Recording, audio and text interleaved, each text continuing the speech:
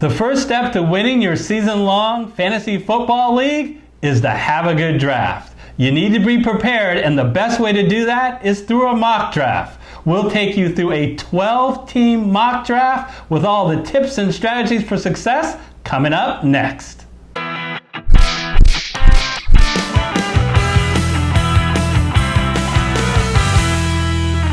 Hello everyone, I'm Eric Lee. And I'm Gary Kurtzman, and we are the Fantasy Football Consultants.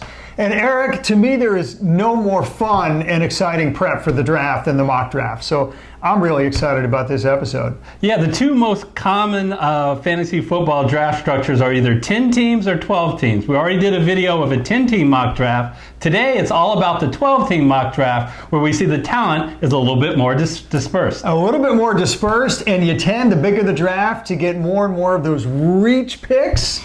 We'll talk about, we'll point out during the draft all the good picks and all of the reach picks and what to avoid when we get to the mock drafts. But mock draft is only one form of preparation for the draft. There are other important factors to prep for the draft that are available for free on the fantasyfootballconsultants.net website. We offer pre-draft rankings. That's based on proprietary modeling from Fantasy Football Consultants. And then during the season, we offer waiver wire suggestions for you to go to better your team as you go throughout the season. Yeah, it's important to note that everything on our website is free and it's easy access. You don't even have to register for anything. In addition to our work that we're doing in season-long leagues, we also cover daily fantasy football. In fact, in this off-season, we did a deep dive, 9 courses on YouTube, which you can access in the description and the links, on all daily fantasy football strategies for success. Picking the right contest, quarterback, running back, wide receiver, tight end, selection strategies, and most important, even if you don't play daily fantasy football, we have a video dedicated to defense selection strategies, which is great in season long if you stream defenses. During the season, we do weekly pricing on both FanDuel and DraftKings as we prepare both cash and GPP lineups for success each week. So now is a good time to ask each of you to go ahead and support us by smashing that like button. It only takes a couple of seconds and it really helps us get our channel noticed. And if you haven't yet, please hit the red subscriber button followed by the bell icon. That'll notify you of all our future videos, and we've got a lot of great content coming for you in both the off season and during the season. Absolutely, but today it is all about the mock draft. So without further ado, let's get right into the draft studio. And before we actually draft, just, Eric, a little bit of expectation setting. Of the first 12 picks, I would expect 8 or 9 to be running backs, because frankly, the difference in fantasy points between an RB1 and RB2 is much bigger than in any other position. That's why running backs fly off the board, usually the first 4 overall and 8 or 9 of the first 12. And then in the first 4 rounds of the 48 picks, I would realistically expect 42 or 43 of the first 48 picks to be running backs and wide receivers. Because frankly, if you're outside, say the top 3 elite tight ends, top 2 or 3 elite quarterbacks, the difference in fantasy points between the remaining players at those positions just isn't big enough to justify reaching for a quarterback or a tight end, in the first 4 rounds outside of the elite ones.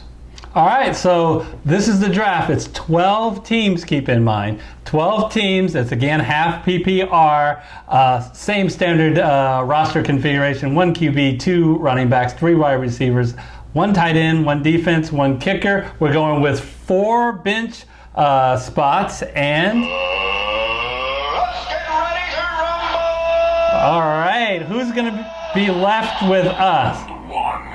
All right, in round 1, Gary, the 4 main running backs we'd expect would go, then went David Johnson, and then the top guy, DeAndre Hopkins. That's absolutely would have been the player I would have picked.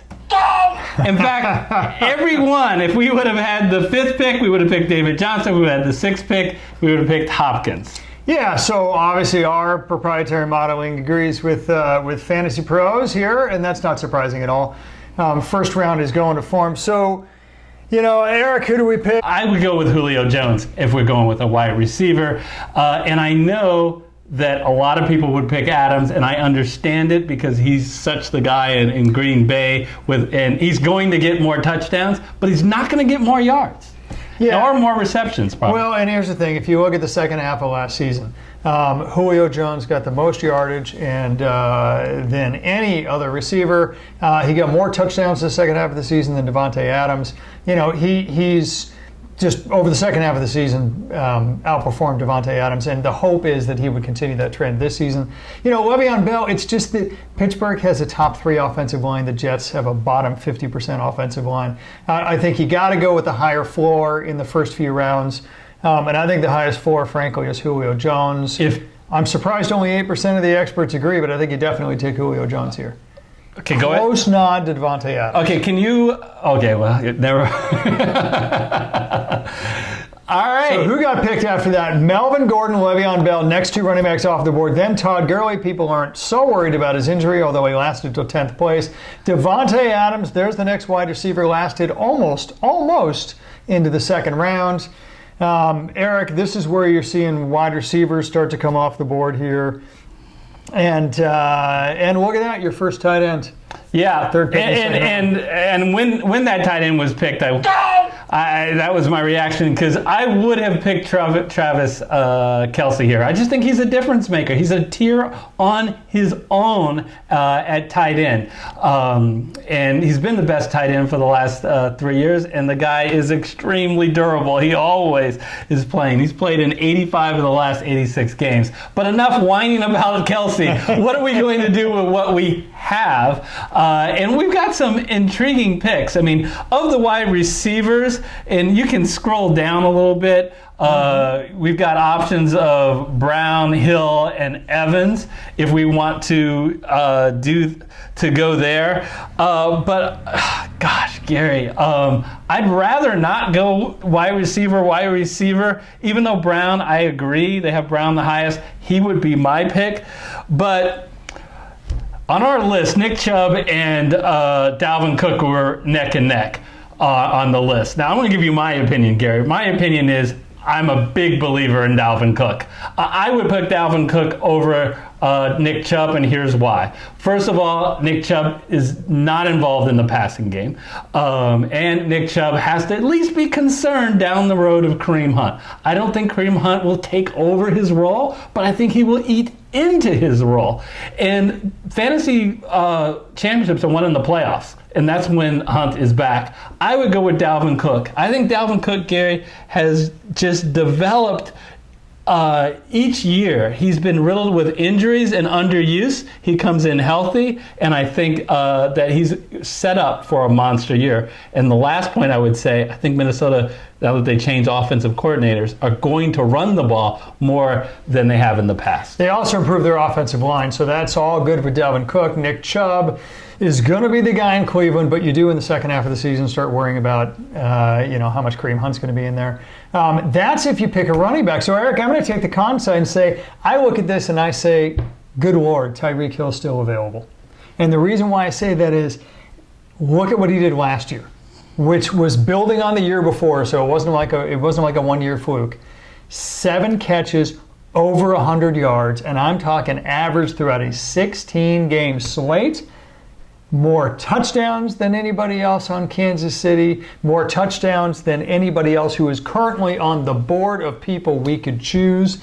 To me, Eric, Tyreek Hill, if you said there's a receiver out there, 7 catches over 100 yards and should project out to 10 touchdowns, I could be talking about Tyreek Hill or the guy we drafted a bunch of positions ago, Julio Jones, frankly. So to me, the guy with the highest floor and quite possibly the highest ceiling is Tyreek Hill. Now, I know we drafted wide receiver, and it's scary to go wide receiver, wide receiver. That's what I was going to make the point. But I take the best available guy and go Tyreek Hill. Yeah. I don't even know if I agree that Tyreek Hill's ahead of Antonio Brown, but it's a moot point in mine. I would go with Dalvin Cook. But I'll tell you what, I'll let you make the decision, and then I will second guess it all throughout the draft. I love Dalvin Cook, and if I were picking a running back, I'd pick him. But guys, I just don't think you can ignore a talent like Tyreek Hill. Oh, Antonio Brown is really ticked off. Gems and running For back. years, Antonio Brown has been the Tyreek first Hill's got player a much picked. higher floor. You want higher floor. New quarterback, new system, new everything. He's on the Raiders, for God's sakes. Come on. Okay. So, wow. So what's happened since the last time that we picked? Shock of shockers, Dalvin Cook is picked right after Tyreek Hill. Two tight ends off the board, which to me, the big three tight ends are now gone, which means take the tight end list and forget it for the next You may few need that rounds. later. You may regret doing that. We don't. I'm going to put it way at the bottom of my list. But intriguing, no quarterbacks have been picked. In other words, Pat Mahomes has not been picked yet. Yeah.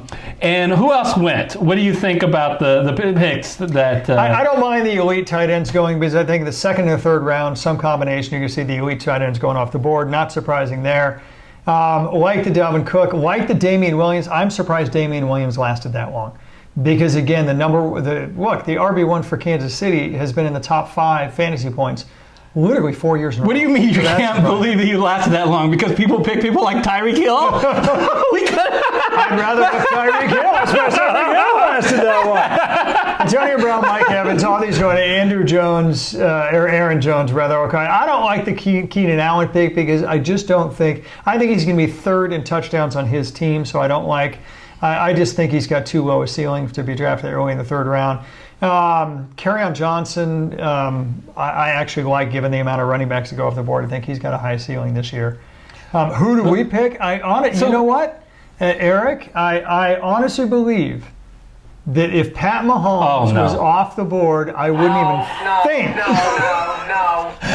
You're not guessing to potentially pick Pat Mahomes here. Pat Mahomes is in a tier all by himself at quarterback. Yes. 50 touchdowns. He had more yards and more touchdowns than anybody else, and he's got his entire core coming back this year. Out with Kareem Hunt, in with Damian Williams. He is not going to miss a beat, just like he didn't last year. I think you double down on the Pat Mahomes Tyreek Hill combination. And you run with it, folks. But here's the big but. I'd love to pick him, but I wouldn't because we need a running back, and you can only wait so long with a running back. I would have loved Pat Mahomes, but instead, I think you got to choose. All right, can we please look at the running backs? We're not doing zero running back strategy here. Go scan down to the running backs, and we see Marlon Mack, Leonard Fournette, Devontae Freeman, and someone who I think we should even consider, even though he's way down on this list, Derrick Henry. Gary, tough decision here. Yeah, tough decision. I mean, look, Marlon Mack's got the number 1 RB role in Indianapolis, so obviously that's good. I don't like him as much as Leonard Fournette. Leonard Fournette's got the injury concern. If it wasn't for the injury concern, look, Jacksonville runs they're the number 2 running team in football, second only to Seattle. He's got a lock on all 3 downs. He can catch passes as well as get the goal line and the first and second down. To me, he's of the 3 that we see there, Devontae Mack and Leonard Fournette.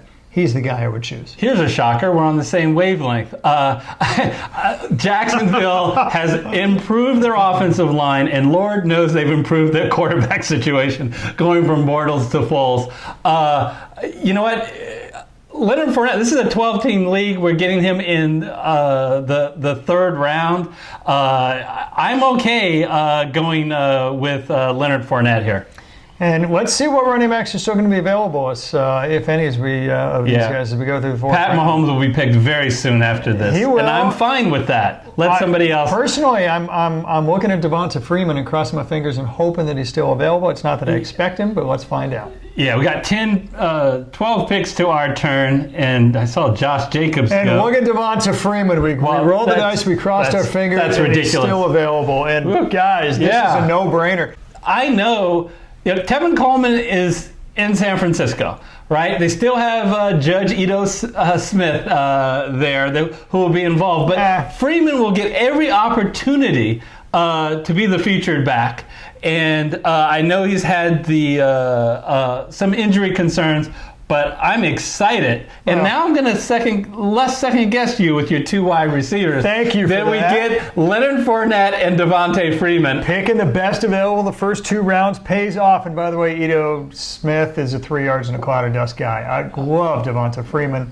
We're picking him here for sure. And look at our running backs, Eric. Fournette, Freeman to pair with Jones and Hill. I love our team so far. All right, so 4 QBs are off the board as Luck, Watson, and Ryan. Wow, Ryan. Inconceivable! Well, we are at about the 55th pick in the draft here, so it's it's a little early, but not an absolute shocker. Ahead of Aaron Rodgers. I mean, you wanted a quarterback, and you went Matt Ryan over Aaron Rodgers. Now that is a shocker. Okay, so be it.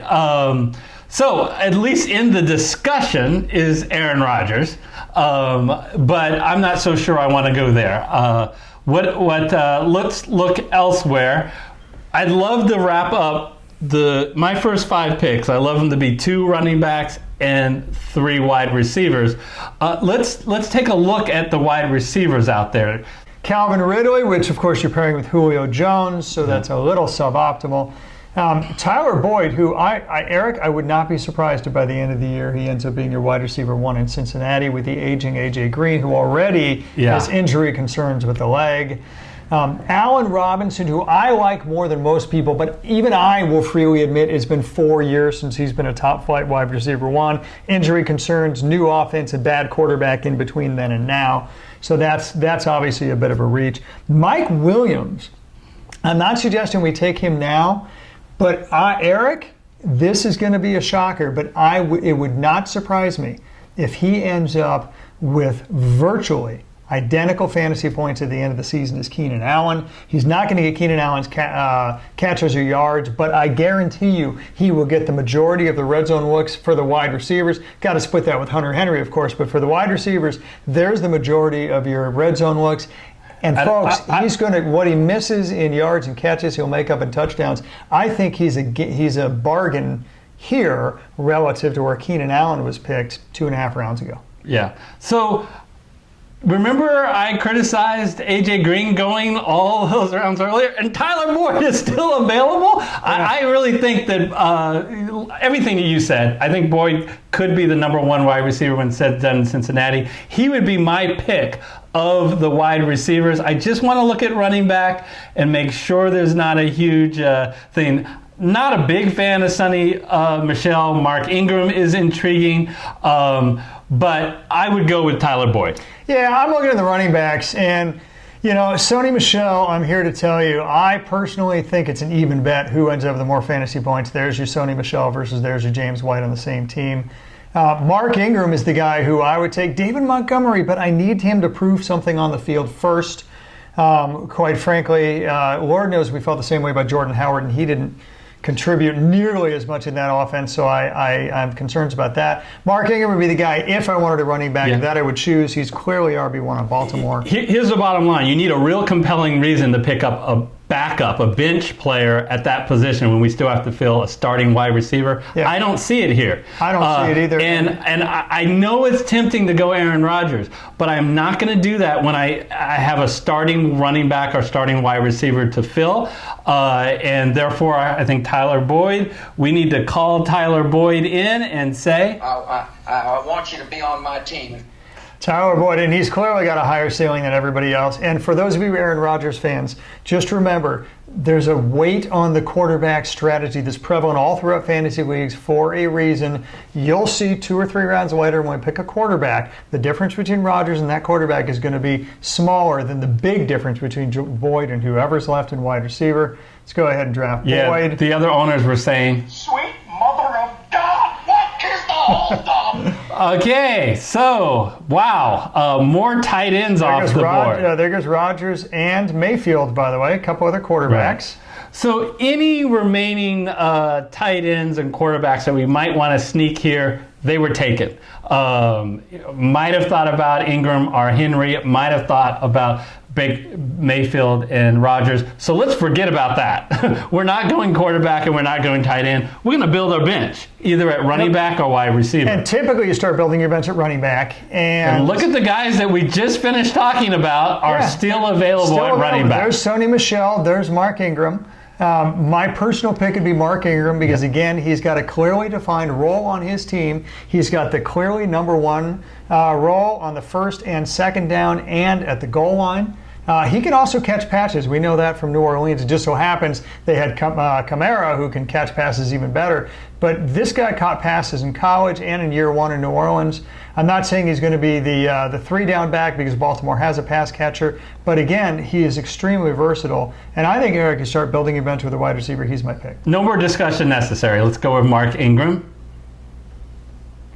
All right, so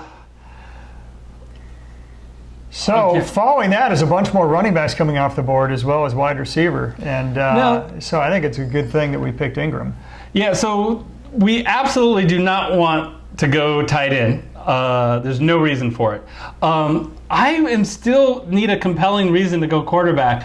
I would love to continue to build our bench at running back and wide receiver. I'm immediately intrigued that James White is still available this late, but I'd like to know who are the other wide receivers that are available. Sure, absolutely. And bear in mind, Cam Newton is available at quarterback, but you got Carson Wentz, you got Drew Brees, Jared Goff. You got other home run hitters available, so too early on quarterback. You mentioned wide receivers. I'm going to go ahead. Well, here, I got the show more option. Let's just show more. Here we go. Marvin Jones, Sterling Shepard. Now, here's somebody who's intriguing, Cortland Sutton. See, Marvin Jones, I think, has a limited ceiling. Because, quite frankly, Galladay runs the same routes that Jones does, and he does it better. And Galladay's on the ascent, Marvin Jones is on the decline, so that bothers me with him. Sterling Shepard is already injured, so that bothers me on New York. And Cortland Sutton should be the number one wide receiver on Denver. Now, I get it, Denver doesn't have a great quarterback, but at least they have an upgrade. At least they have Flacco, for crying out loud, who can throw the ball reasonably accurately. But can he throw it reasonably deep? Because Cortland Sutton is as one of the highest per catch yardage per catch ratio. He's a big play guy. I'm not excited about any of these guys, to be honest with you, as compared to James White. I think James White has a defined role in New England. I think New England is going to be behind more than they have been in the past. And Brady has a rapport with him. I mean, James White puts together as good a reception ratios numbers for running backs as in all of football, include Barkley, Kamara zone. Yeah, and interesting fact, in the first half of the season, James White was used on the goal line nearly as much as Sony Michel was, and that's even excluding the Sony Michel injury. We're going with White, and obviously don't go with Cohen. He overrode me with Tyreek Hill, but it's looking okay. And it worked out pretty well it's for looking all Freeman, right. Isn't it? Oh, yeah, no. Here we go. Let's see. So Goff and Wentz are off the board, but Newton is still there. All right. Let me be clear. The first pick in the 8th round was a defense. Inconceivable! That's. I can't believe it. I would like to Don't believe it. I would like to interject something here. Last year, with roughly speaking on average pick 100, folks chose the Jackson Jaguar defense, and they finished outside of the top 10. Statistical correlation is so low on defenses. I get it, Chicago. They set the NFL record with turnovers last year. What are the odds that's happening again? Look, this is way too early for a defense. In short, that is, no offense to whatever expert picked that, a stupid pick. Way too soon. Way too soon. Okay, so the 4 experts. Anyway, let's talk about what we're going to do here. So what was interesting was 2 quarterbacks went. So 9 of 12 quarterbacks have been picked. Goff and Wentz are now gone. We're staring at Cam Newton as a possibility. And can we check tight ends real quick? We can, and it's worth noting that people don't pick backup quarterbacks until later. So it is highly likely we'll get Newton, Breeze, or Winston. So you got to start thinking, do we pick Newton now, or do we pick somebody like Breeze or Winston a few rounds from now? And with guys like Kyler Murray and Ben Roethlisberger, they may be one of the two picked if we wait. So here we go. Jared Cook and David Njoku and Eric Ebron. Eric, of these, I think McDonald was selected.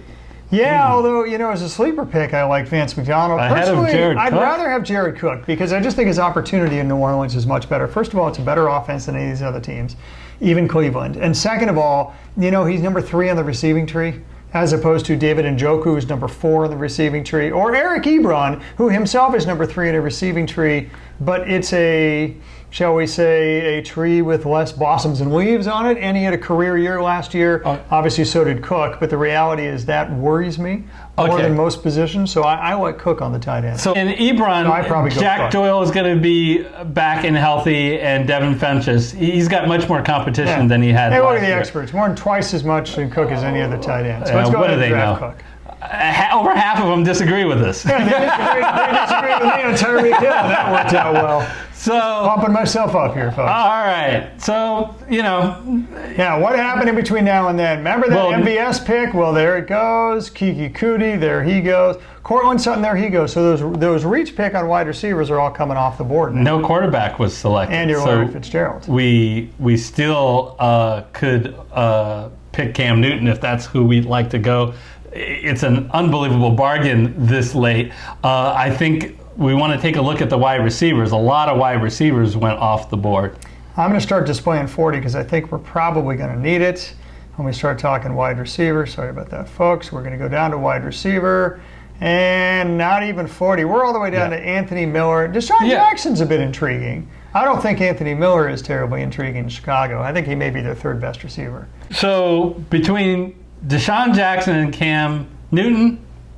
I go with Deshaun Jackson because I think he's got a high ceiling in Philadelphia, running the X route again. Carson Wentz is throwing to him. And I'm looking at all pretty scary after the other that. receivers, and I don't see a high ceiling of anybody among them. So let's go with Deshaun Jackson. So let's click Deshaun Jackson to get him up here. We're going to have to scroll up a little bit to get back to our board. Now he's on our board.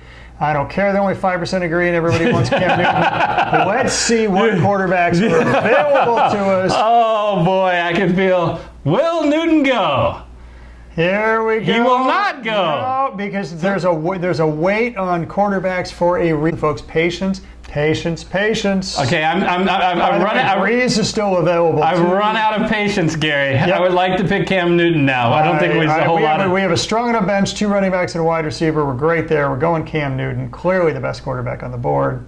Okay, so this is our last kind of reach pick that we have an opportunity to do, because we'll do the last 2 picks as a kicker and then defense. Big Ben Roethlisberger. What about this guy, Kyler Murray? And Kyle Murray. I really like that in the sense we waited so long for a quarterback, just in case Kyler Murray takes off. He might be able to even move into our starting lineup. He's got a strong arm. He's good throwing outside the pocket, scrambling ability. He will undoubtedly be your number 1 rusher among QBs, and that even includes Cam Newton and Josh Allen and Lamar Jackson. Even before this round, we already didn't like the wide receivers that were out there, so I think that we're fine going with Kyler Murray. This is the time for a reach pick. Obviously, the experts think so too, because you pick defense and special teams in the last 2 rounds. Kicker and defense in the last 2 rounds. We're going Kyler Murray. All right. So now our philosophy in the last 2 rounds is we stream defenses. So we're going to pick a kicker. There's no reason to use draft capital on a defense we only have for 1 or 2 weeks. So let's go ahead and grab the best kicker available. We think it's Greg Zuerlein as the 91% of the other. And it's worth noting, 2nd to last round of the draft, and nobody's picked a kicker yet. Yeah. Do not pick a kicker before the 2nd to last round. We're getting a jump on people. We're picking Zuerlein because we're streaming defense. Yeah, and even if Zuerlein was taken, we're fine with several of the other top kickers. Now we're looking at a defense. So we can just sort by defense, and we're not interested in who the defense will be the best among all for the season. We want to know who's going to do really well for us in the first part of the season, specifically week 1. Yeah, so let's go down to defenses, Eric. Boy, do I have to scroll down a way. So here we are on defenses. You've got the Buffalo Bills, New England Patriots. What intrigues me is the Seattle Seahawks, and I'll tell you why. Because they face Cincinnati in week 1. We're streaming defenses, so week 1 is really all that we care about. We don't want the best overall defense. We want the best defense in week 1. And they face Cincinnati, who had one really good offensive lineman. He got felled by injury. So that offensive lineman, which is in the bottom 25th percentile to begin with, just got even worse. And another one retired. Another offensive lineman retired. So they're really hurting on the O-line. Yeah, so that could be a great pick. Other opportunities. Not to mention A.J. Green is likely not going to play in that first game. Yeah, so of these defenses, I would say the Seattle Seahawks because they have a superior week 1 matchup. Yeah. Let's select the Seahawks. So let's go do that. Find out. I am going to give us applause. I don't care what the grade that they give us. B. B for boo the grade. Be quiet. Eric, I love this team. Yeah. We got Cam Newton, who quarterback's got a high ceiling. We got Leonard Fournette and Devonta Freeman in a 12-team league. Plus, we pair that with Julio Jones, Tyreek Hill, and I think by the end of the season, the likely number 1 Cincinnati wide receiver, Tyler Boyd. We got Jared Cook at tight end, basically, and the best kicker for that matter. Eric, I see no holes, no weaknesses. I see a lot of high ceiling players. I'm pretty happy with this. What would our grade have been if we would have picked Alvin Cook like I wanted to? Well, we wouldn't have gotten Tyreek Hill. I'll tell you that. But I still got a cook, Jared. All right. So, anyways, okay. I hope you enjoyed this video. If you haven't yet, please smash that like button, and if you haven't, please hit the red subscriber button followed by the bell icon to be notified of our future videos, because we're going to have a ton of preseason content. More of these mock draft videos, as well as a lot of DFS. For our next mock draft, if it's ready, it'll go down right there. And if you want to see a nice playlist of our daily fantasy football videos, including the one on defense, which is all about how you stream defenses, which we talked about, that's right down there. Until next time, we will see you then. See you then.